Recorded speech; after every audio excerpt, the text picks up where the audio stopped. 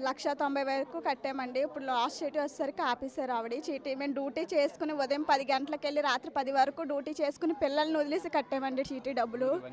ఈవిడికే కట్టామండి. ఇప్పుడేమో ఇల్లు అమ్మేసిస్తామన్నారండి. అప్పుడే 4 నెలలు అయ్యిందండి. చుట్టూ తిరుగుతున్నాం కానీ ఆవిడేం చెప్పట్లేదండి. ఇప్పుడేమో కొడుకులు కూడా ఇల్లు వదిలేసి కోడళ్ళు అందరూ వెళ్ళిపోయారు. ఆవిడ ఒక్కడే ఉన్నారండి.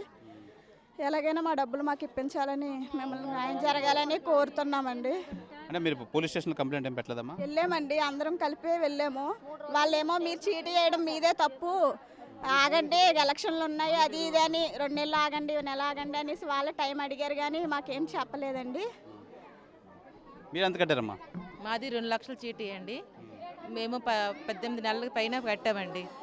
ఇప్పుడు ఇస్తాననేసి ఇంతకు ముందు చీటీ కూడా పాడేసుకొని 2 నెలలకు అలాగే తిప్పించుకున్నారండి. ఒక చీటీ కట్టే ముందు చీటీ, ఈ రెండో చీటీ కూడా అలాగే తిప్పించుకొని డబ్బులు కట్టించుకున్నారండి. డబ్బులు మాత్రం మాకు చేతికి ఇవ్వట్లేదు.